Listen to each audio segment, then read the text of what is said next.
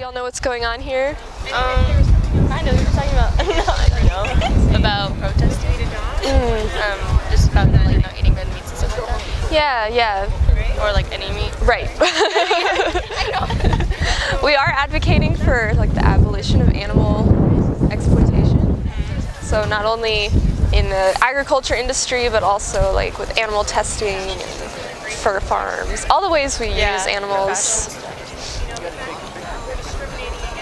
Have you guys ever seen footage like this before? Yeah, I've seen it online, definitely. I don't eat red meat usually. I eat chicken and shrimp still, like fish. How does it make you feel when you see like the chickens being slaughtered? Videos, honestly. Yeah. It's pretty intense. Do you think if people had to watch this footage before they were to purchase these products, the demand would go down? Oh yeah. Yeah, definitely. Like especially every time you have to purchase. Right. You're like, oh. Some people don't care, but like yeah, most people are like genuine enough to like have compassion. Yeah. That's why we're showing this footage, honestly, because these industries keep it hidden. No, and I like that. They don't want people to be aware. I want to know who like records this footage anyway. Yeah, it's just activists. They'll oftentimes go undercover, like apply for jobs in these factory farms so that they can get footage. It's really hard for them, obviously. We try to show a mix of like all types of different farms, so like even the free-range organic farms, just to show people that it's not really that much different. Really? Yeah, a lot of times organic those farms? Labels like organic, free-range, or grass-fed, they're just like marketing schemes. Like yeah. But regardless, like 98% of animal products that you consume at restaurants or wherever you go come from factory farms. Yeah. So most of it, big packaging. Yeah. Companies. Do you think? Right. Do you think that this is necessary? Is it necessary to treat them like this? Is it necessary to like consume animal products for your health? I mean, there's certain proteins like that I like. I don't know. I stick with a lot of fish, but like I do like chicken. I mean, even that though, I guess I just feel like in the last year making that decision to not do red meat at all. So I feel like it's increased in like with the vegetables and other things that I eat besides meat. So I'm guessing like as I grow up more, I would probably hit like a better point. But I don't know. What made you stop eating red meat? I just wasn't feeling good. I like emotionally and mentally and physically, and so I just read that it was kind of like nice. My friend, she stopped eating red meat. She said that she just felt a little bit more energized. So then I stopped, and then I really liked it. And then I also do it for like the animals too. Like there's just a whole bunch of reasons, but everything just kind of laid on top of each other. Yeah, that makes sense. What's like the difference between say a cow and then a pig or chicken and fish in terms of like their suffering? Do you think cows suffer more? I don't know. I know that their milk is mostly like blood and stuff. So I don't. Ooh, yeah. Dairy. I don't necessarily know a lot about their like treatments. Yeah, you brought up a good point because the dairy industry is actually one of the worst because the animals are exploited for longer. So like bulls they'll typically, once they reach market weight, which is only like 6 months to a year, they just get sent to slaughter. But the dairy cows, for like 4 to 5 years, they're perpetually like impregnated, and they develop mastitis from just constantly milking, and just exploited for longer, so they suffer longer. So it's actually pretty, they need for a longer period of time. Right. And if you think of like a cow, one cow provides like more meat given its one body. Yeah. But like when people give up red meat and substituting red meat for chicken, you're probably killing a lot more animals, do you think? Yeah. Really? Because a chicken is only so big, right? You're right. So it's like, I would say substitute those for, plant foods. Are you vegan? I am, yeah, we all are. So what do you do? Do you eat like tofu and stuff? Like what do you all kinds of things, yeah. Do you still eat, you don't eat fish then? Right? So fish aren't treated like terribly. Well, the thing about fish is, when we Yeah, that is a huge problem. There is a lot of plastic in our oceans, but overfishing is a massive environmental problem. So they have these like giant fish nets. That's actually the largest percentage of plastic in our oceans is from fish nets.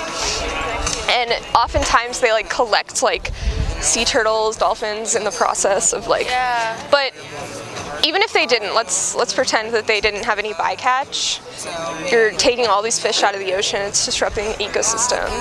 And do you think that fish are just like swimming vegetables, or do you think that they feel pain? No, I really do, but like, I mean, I've gutted a fish before in my life, so like, I guess because I've held it and come in contact with it, I know I'm sure that they feel pain. I didn't think about it, I guess, too much.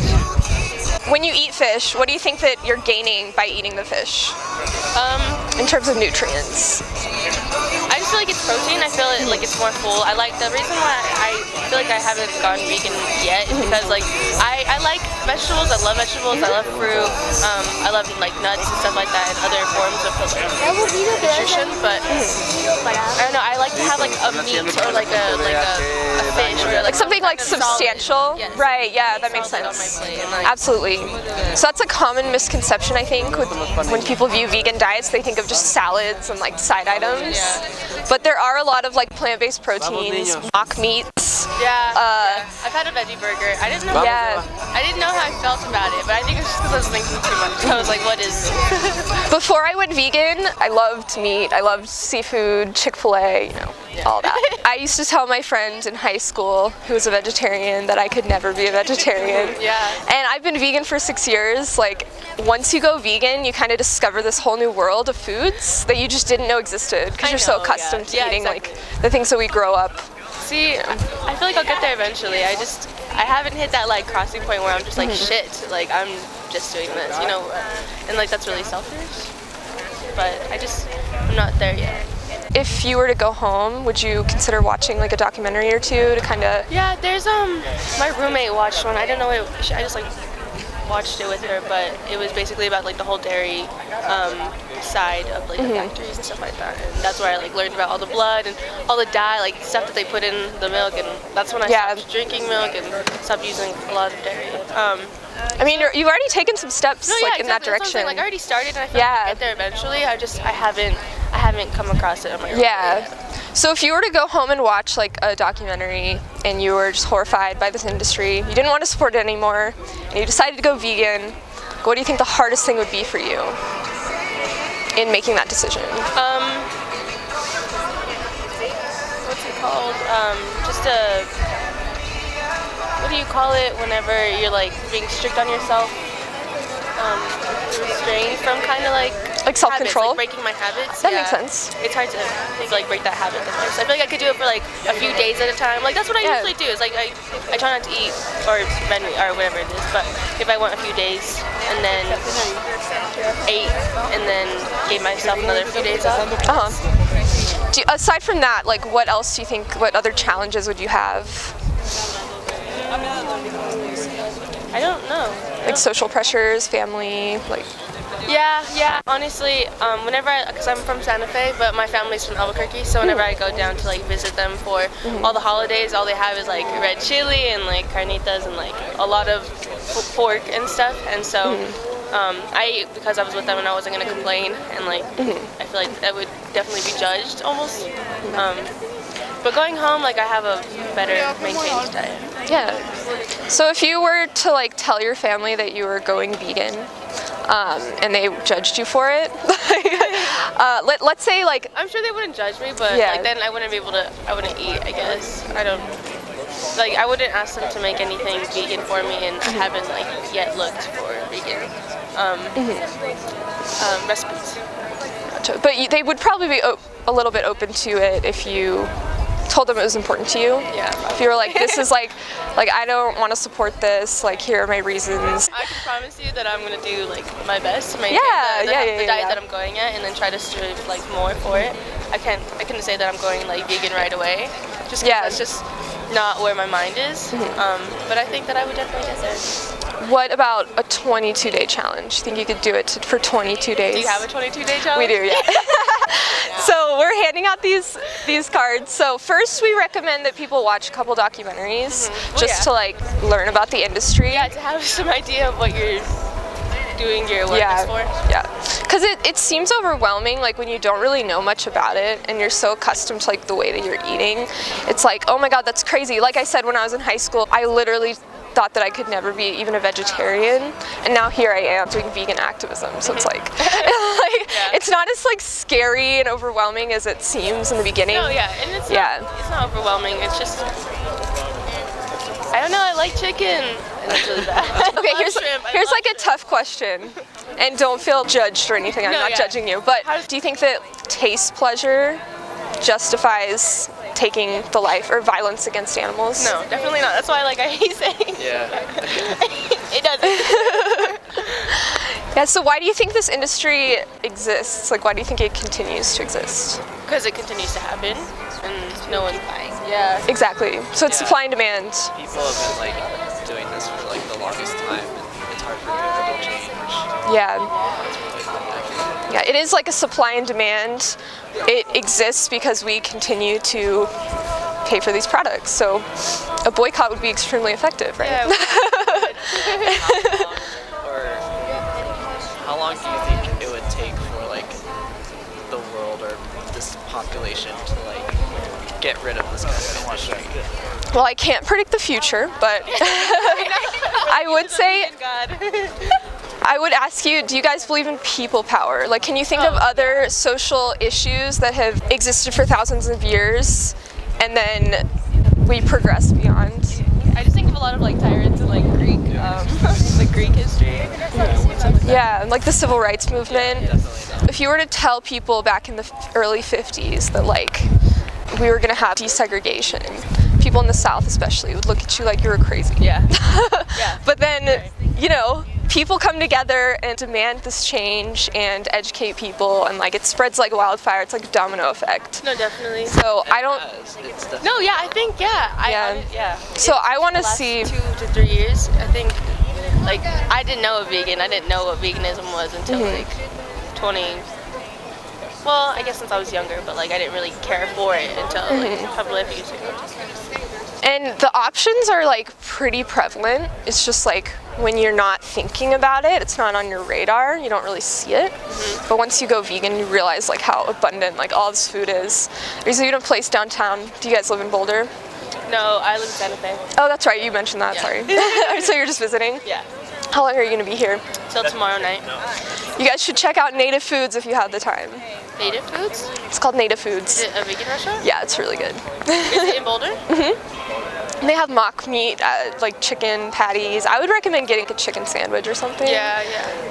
I like chicken Really sandwiches. good. Yeah. It'd be cool to try it. Yeah. See what it's like and stuff. So. Well, I would definitely recommend seeing the best speech you'll ever hear. It's on YouTube. It's an hour long, very eye-opening. Would you guys consider watching the speech? Yeah. Here you go. No, definitely. There you go. Thank you guys so much. Thank you, yeah. And if you watch the speech and you're super inspired, there's a challenge, 22-day challenge, Vegan 22. You sign up, they hook you up with a mentor. Any questions you have, they That's can. needed. Yeah, and it's free to sign up. I'm like, I'm about to eat bacon. And they can answer any questions you have and point you in the right direction. And it's not as hard as it sounds. Yeah, right? no, it's not. And obviously y'all care about these issues, so. Yeah. I care a lot about plastic and recycling and stuff. That's like that. good. So this is in the same group family. I actually work for Greenpeace, so all day, every day, I'm talking about plastic in our oceans and the devastation. You work for Greenpeace what? Yeah, I canvass for Greenpeace. So we're tackling plastic pollution by standing up to corporations, demanding that they switch to less toxic materials. You're doing something that's worth something. That's awesome. So we can change. There's all this plastic everywhere. It's hard to avoid. It's scary, but we have to change, right? It's not an option. We can't continue doing what we're doing. And in the same sense with animal agriculture, it's destroying our environment. I don't know if y'all have heard of that, the environmental impact. Yeah. Vegans use half the amount of water that omnivores consume. So when we think about climate change, it's also impacting the climate because of the methane. It's inefficient to farm animals because we're feeding all these animals all this corn and grain that we could just feed humans directly. So that's a lot of farmland and a lot of water and a lot of resources that go into it. So it's inevitable, like we have to change, otherwise our planet is not going to be able to sustain the human population. So just some food for thought. Thank you guys so much for stopping. Yeah, thanks for coming. Yeah, I hope you guys check out Native Foods. I'm Laurel. Nice to meet you, Laurel. Michaela. Michaela. Nick. So nice to meet y'all. Well, enjoy Boulder. Yo, how when me eat them, I wonder when me eat. When me tell them say me no eat no fish, no meat now. How when me eat them, I wonder when me yam.